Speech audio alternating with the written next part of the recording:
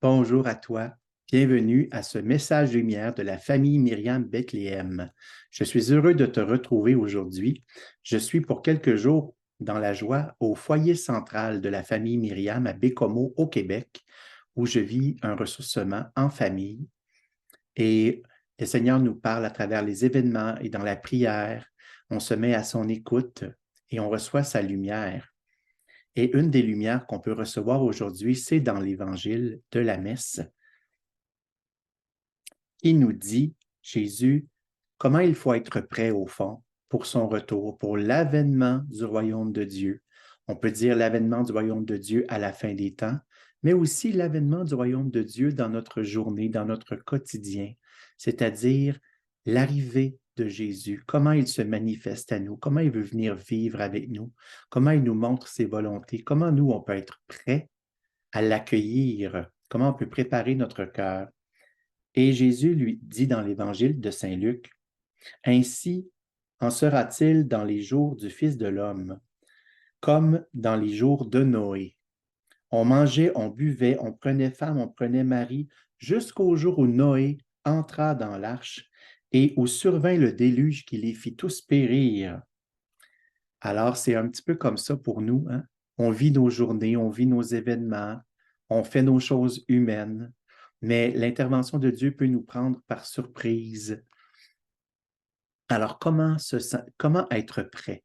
Comment être prêt pour le retour de Jésus? Comment être prêt pour son intervention dans notre journée aujourd'hui?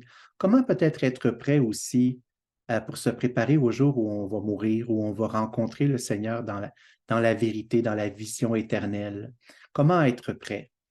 Et j'aime beaucoup me rappeler ce qu'un petit frère de Myriam m'a dit il y a presque 30 ans, qui me disait, dans le fond, si dans notre moment présent, on vit la volonté de Dieu dans l'amour, si on est abandonné à ce qui attend de nous, et si on est attentif aux besoins des autres autour de nous dans le service, on peut mourir n'importe quand et on monte directement au ciel, parce qu'on appartient à Dieu au complet.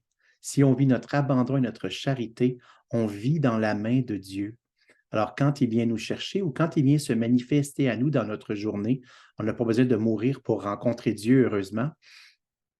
Mais si on est prêt dans notre journée à son intervention, à ses messages, si on est à l'écoute, dans le fond, si on est libre, si on est abandonné, on va pouvoir mieux l'entendre, mieux lui répondre et on va pouvoir dire qu'on l'a rencontré, qu'on a vécu, on était là prêt pour son avènement, l'avènement du règne de Dieu, c'est-à-dire son règne d'amour dans nos cœurs, son règne qui s'accompagne de la paix, de la joie, de l'unité entre nous aussi.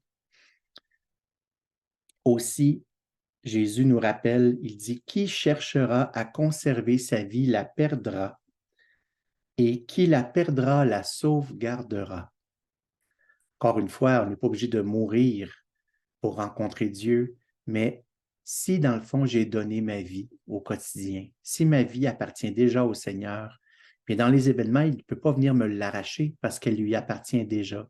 Mais si je garde des petits bouts de ma vie, si je me garde des petites zones où c'est moi qui choisis, c'est moi qui mène, c'est moi qui décide, euh, à l'envers de ses volontés, les volontés du Seigneur. Si c'est moi qui mène mon bateau, c'est sûr que quand les événements vont arriver, qui peuvent être des tempêtes, ça se peut que je sois dans la tourmente, ça se peut que je le vive comme un arrachement. Et on a parlé aujourd'hui de personnes qui sont décédées dans des circonstances, entre autres, où ils vivaient une grande paix à la fin. C'était des personnes qui étaient abandonnées, qui étaient prêtes à rencontrer le Seigneur. Est-ce que toi et moi, on est prêts aujourd'hui à rencontrer le Seigneur qui vient intervenir dans notre journée? C'est moi, je ne suis pas toujours prêt tout le temps et des fois, quand ça arrive, ça me surprend. Et ma réaction est une réaction parfois de peur ou de méfiance. Et le Seigneur nous disait aujourd'hui dans la prière, abandonnez-vous, soyez dépendants. Dépendants, soyez abandonnés. Abandonnez vos projets, vos plans, vos façons de faire. Faites-moi confiance. Puis il nous disait aussi qu'il va rebâtir notre maison, la maison d'Israël.